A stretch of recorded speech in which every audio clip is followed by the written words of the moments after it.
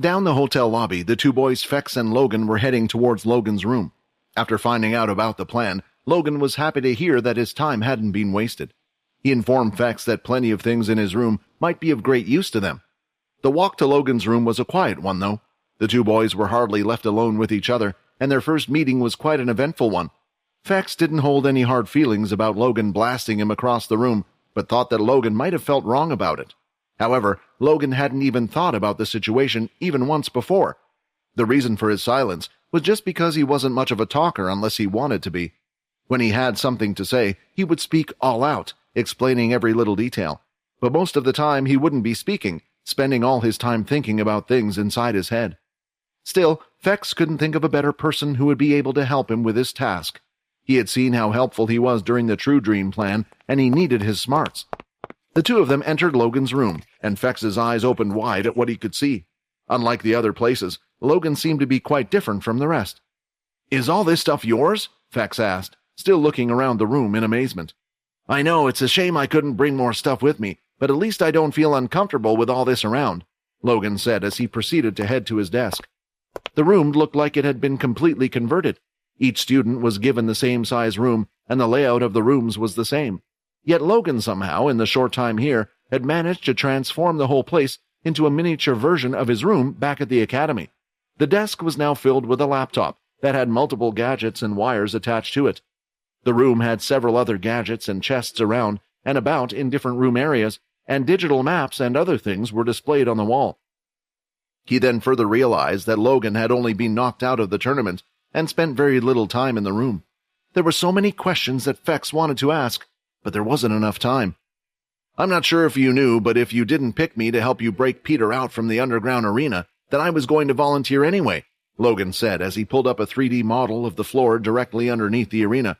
"I wasn't too bothered about the event, I'm sure you know, but I was concerned about Peter. In case Quinn or the others changed their mind, I tried to find a way to help Peter escape. While trying to find a way from the dungeon, it was impossible for me as I had no clue what it looked like.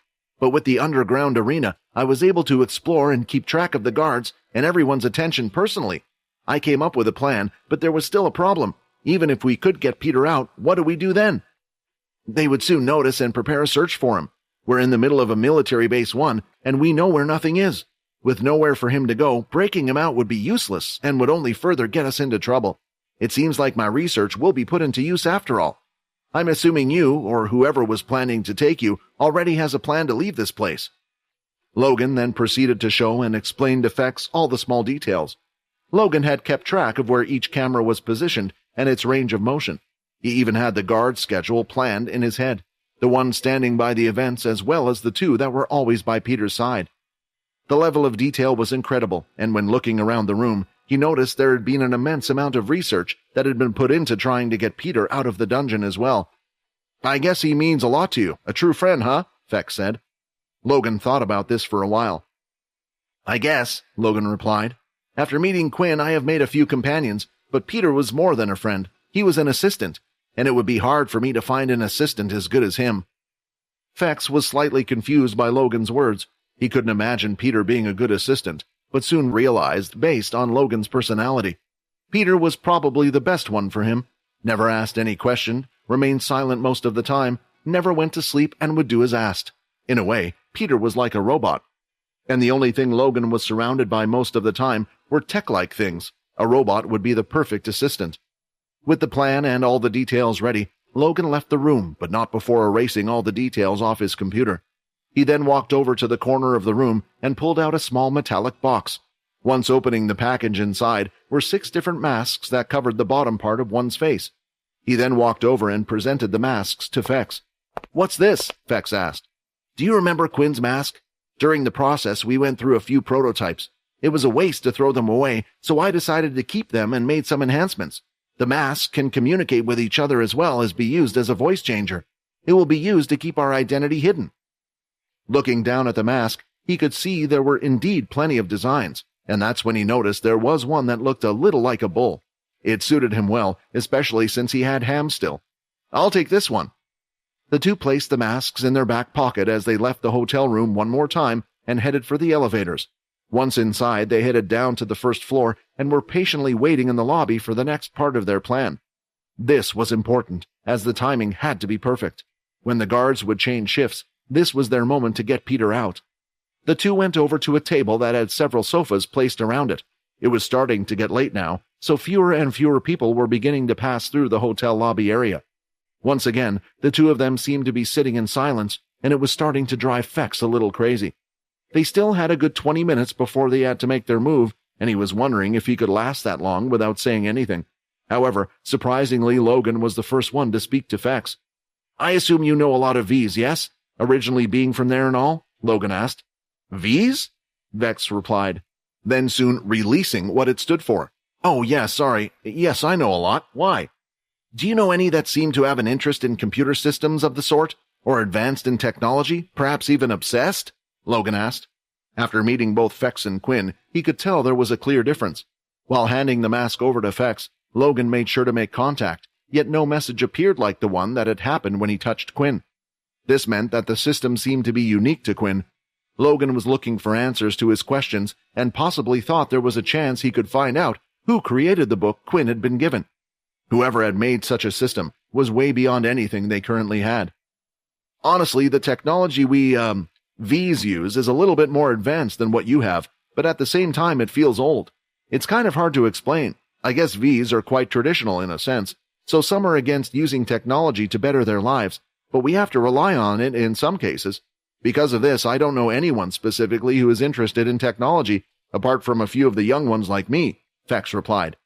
"Interesting. But then who created all your technological advancements if they are more advanced than what we currently have?" Logan asked. Fex started to laugh nervously, as he had never really thought about these types of things before. He just took the stuff he had for granted without thinking much about it. "I'll be honest, I have no clue. But when you asked about obsessiveness, it does remind me of a story the others used to tell me. You see, just like your head generals of each military base, we also have leaders or council members. 13 to be precise, and number 10 was always known to be, well, a bit crazy.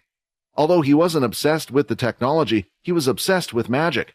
His powers were unique, even for vampires, and I heard some of the vampires' advancements were due to him. But honestly, other than that, I don't know much at all. I'm still young for a vampire, and this was all before my time." It was a long shot, but it was the only thing Logan could go off.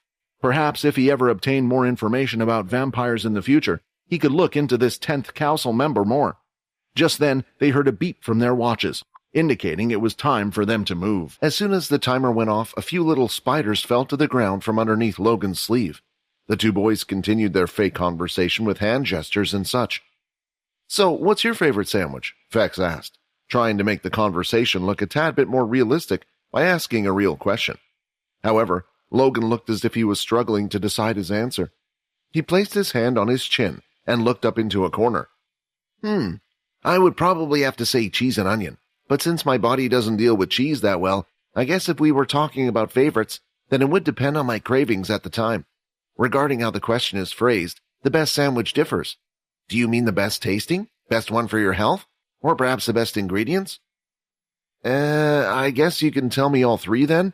Fex's tone had a nervous vibe to it, as he wasn't expecting a real answer back.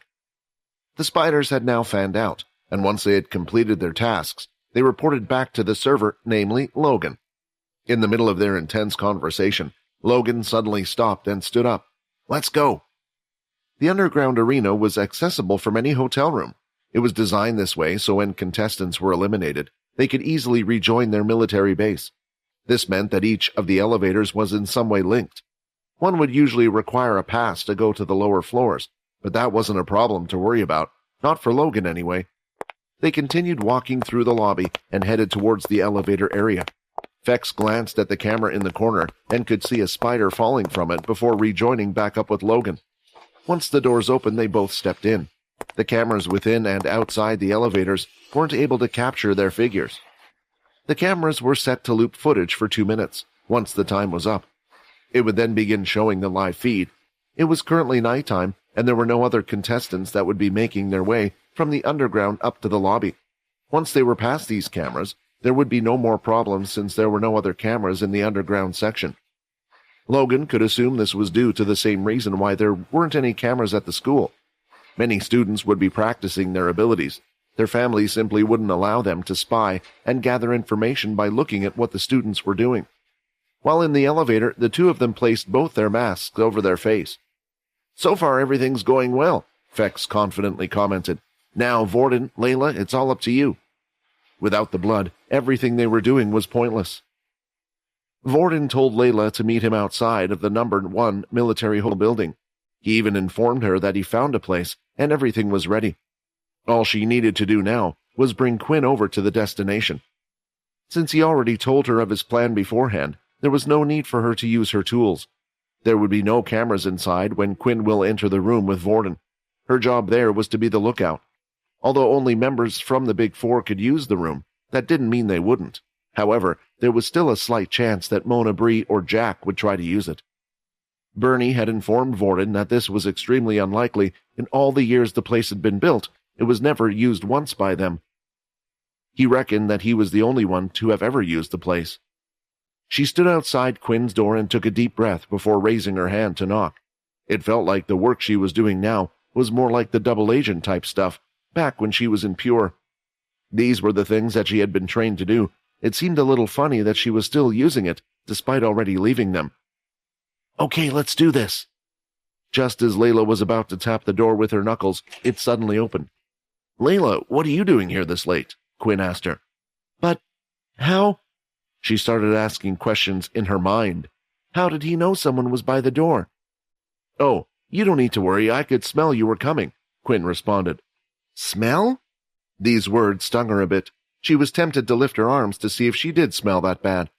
Upon seeing that she felt somehow insulted, Quinn realized that what he said just now could have been easily misinterpreted. "No, I didn't mean that you smell. I meant, like, you smell great," he said while blushing. "You know, because of my sensitive nose and all." The both of them left the room and headed outside towards the military base. Once Layla said that she wanted to walk for a bit and that she had something important to say. Quinn thought that he already knew what the subject would be. It had to be about Fex's confession. As the two of them were walking, they felt a little awkward because of their previous conversation at the door. Quinn didn't know what to say to make it up to her. While pondering over this matter, Quinn had fallen back a little and was walking behind Layla. He noticed that he was staring at her from behind a lot more than usual. Due to this, he started to think back about what Fex said, about how he wanted to inform him beforehand, since he assumed that something was going on between the two of them. And now, Layla asked to have a private conversation with him as well. No, it can't be. Does Layla like me? When she asked him to turn her, did she mean something else by it? His mind couldn't help but have these kinds of thoughts. If Layla likes me, and Fex likes her, then that means, oh no, I'm in a love triangle. If she's here to confess to me, then what do I say? I can't say yes to her. I can't do this to Fex. While his mind wandered about in this confused and crazy contemplation, the both of them eventually arrived outside a small building behind the hotel. Although it was very plain-looking, it was also large at the same time. This reminded Quinn of the storage room where he first found the shadow ability. He wondered why Layla chose this place to converse with him. He could only guess it was due to it being away from everyone else. Layla then turned around and faced him. It looked as if she wanted to say something, but was also struggling with how to say it. I know what you want to talk about. Quinn decided to initiate the discussion. He didn't want the situation to be more awkward than it already was.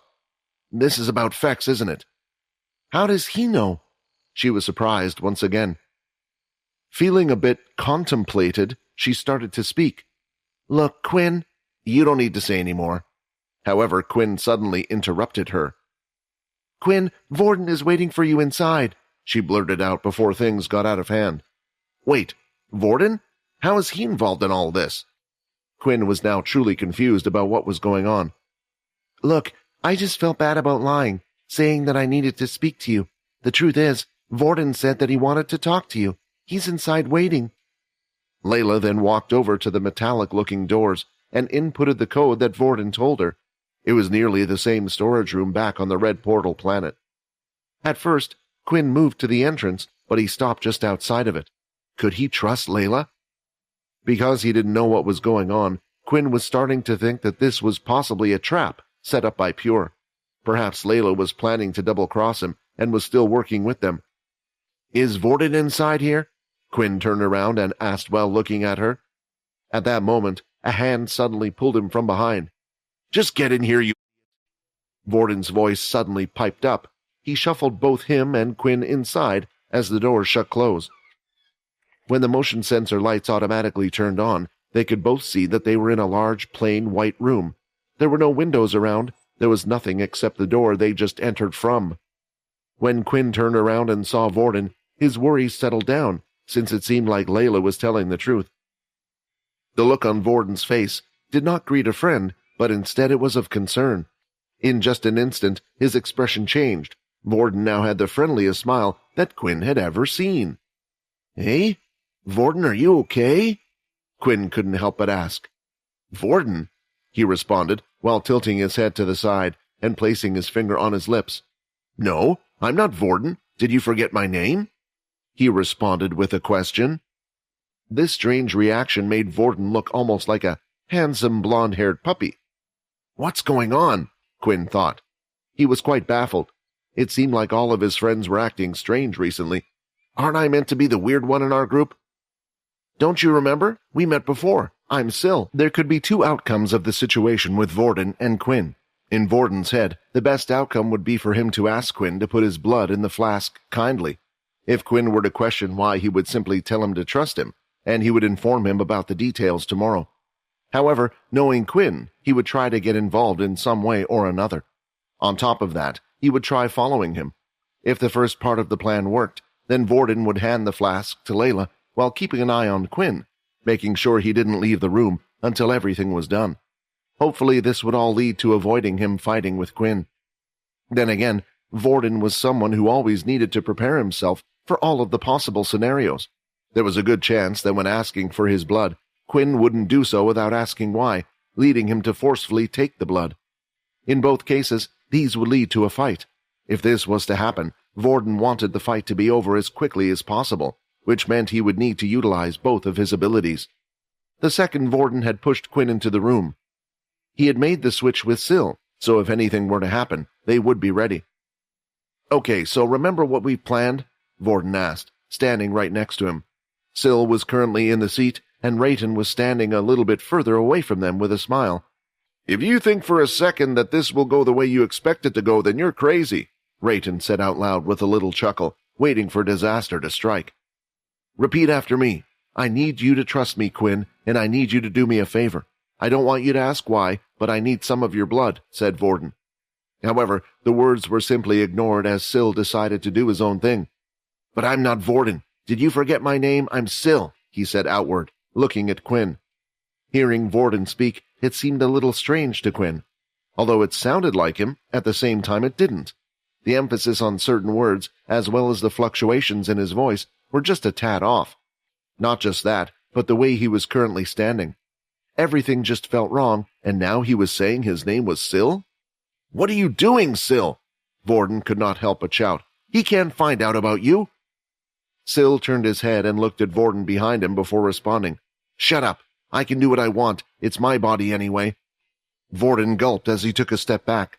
There was nothing he could do when Sill got like this, so he decided to just wait and see the outcome. "It's been a while since we've last met," Sill giggled. "Let me ask you something. Are we friends?" There was a brief pause as Quinn was trying to figure out just what was going on. "Of course we are, Vorden," Quinn replied. Sill shook his head rapidly back and forth as he peculiarly stomped his feet. At the same time, flames from his feet rose into the air before dissipating. "No," he yelled. "Not Vorden. I already told you. I'm Sill." Seeing a fire ability appear all of a sudden made Quinn take a few steps back. He knew this power belonged to one of the big four, so he could not help but wonder why Vorden currently had it. Something strange was happening here. Sill? Why does Vorden keep referring to himself as Sill? While thinking of this, Quinn started to think about the possibilities. Did Pure get to him? Or has someone with a mind control ability taken over Vorden's body? Perhaps it might have even been a vampire. He didn't fully understand the capabilities of the vampires, so he thought this might have been their way to try and get rid of him once they found out. Whatever the case was, it was clear that the person in front of him right now wasn't the Vorden he knew. "Why are you stepping back?" Sill said as he reached out his hand. "Don't be scared. Why are you scared?" Suddenly, tears started to flow from his eyes. They ran down his cheek before trickling to the ground. "Don't be scared. Don't be scared," he continued to mumble as he looked at Quinn. "Please don't be scared, Kaser. I promise I will never hurt you again." Although the words spoken were quiet, with Quinn's hearing he could hear every word. He heard him speak of a name which he did not know of. "Please, Sill," Vorden yelled, trying one more time to reach out to him. He knew that if this went on, perhaps Quinn would be seriously hurt. The goal was only to get his blood and nothing more. "Quinn is not Kaser. We need him. We are here to help him, right? You don't want him to go, so just ask for the blood." Making sure to not be too pushy, this was all that he could do while he silently prayed. The words had gotten through to him as Sill saw the worried look on his face. He grabbed his hand and placed it on his chest while wiping his tears away with the other. "He's right. You are not Kaser." Looking up, he gave a smile. "Please remember my name next time. It's Sill. Since we're friends, I need to ask you for a favor." Sill then went to the side and pulled out the metallic flask that had been given to him by Fex. "I need you to fill this up with your blood." Looking at the flask, Quinn noticed it in an instant. That was because it was the same one that he had been gifted with by Fex. This was the deciding factor in his mind. The vampires must have gotten to Vorden. Somehow they had found out. It was probably the reason why Fex had been acting strangely before. He now felt stupid for believing such an obvious lie. Did he betray me? Quinn pondered. Perhaps when he asked Quinn to leave that day, the vampires came and surrounded his friends. After that, they forced them to complete this task. He didn't know why they needed his blood, but he still had a lot to learn about vampires in the first place. Then again, there was the possibility that they couldn't kill him outright, due to him being one of the leaders. Still, whatever the case was, Quinn wasn't going to go down without a fight. "I'm sorry I can't," Quinn replied. "And Vorden, I don't know how, but I promise I'll save you." With nothing left to say, Quinn activated his Shadow Quip ability. Dark shadows quickly covered his arms and legs, as well as his new chest piece in the center. He then quickly charged forward and left the clouds of shadows behind, but right now, his body was all of his equipment. "I know how strong you are, Vorden, hence the reason why I can't go easy on you." "Quick, Sill, take him out now!" Vorden shouted. Sill quickly curled up, bringing his arms and head towards his chest. He then gathered the power of the fire energy around the center. Soon, little flames could be seen on top of all his clothing. Slowly, they started to burn away even in the fire-resistant school uniform. The firepower was too strong. As Quinn started to get closer, he could sense something was up. "Shadow control!" Lifting the shadow in front of him, he made sure to have it ready, prepared as a shield for whatever was to come. Once Vorden attacked, that's when Quinn would strike using his blood abilities. At the moment, he still hadn't used his blood bank, or his flask, so his HP was low. This was another reason for him wanting to finish off the fight fast. Enough time had passed, and Sill was ready. He suddenly extended his hands and head outward like a spring, causing a dome of fire to be released outward, heading in all directions. There was nothing Quinn could do but brace himself with his shadow. As the outer edge of the fire dome grew close, it had finally hit his shadow. As soon as the fire had touched Quinn's shadow, it had disappeared in an instant, consuming all of his MC cells. This could have only meant one thing. The attack was just too powerful. Whose fire ability did he copy? Quinn thought. However, the shadow was able to cause a small crack in the dome, allowing him to pass through and come out of the attack unharmed. But now, with no more MC cells, he could no longer rely on his shadow ability, only leaving him with the blood abilities. "It seems I have no choice. I have to use my blood bank. I'll just curb my addiction next time." But before he could even do that, a blue stream of light flashed before his eyes, and Sill, who was on the other side of the room, was now directly in front of him. "Go to sleep, my dear Quinn," Sill said as he placed his hand on top of Quinn's head and unleashed a fury of electricity through his body. His body shook rapidly back and forth as the electricity passed through. He gritted his teeth, trying to take the pain, but it was too much for him as his vision slowly faded to black. As Sill let go of Quinn's head, he allowed his body to drop to the floor. Hi, Quinn here. Wondering what happens next? If you want to jump the queue and unleash all episodes, click on the link here and install the Pocket FM app.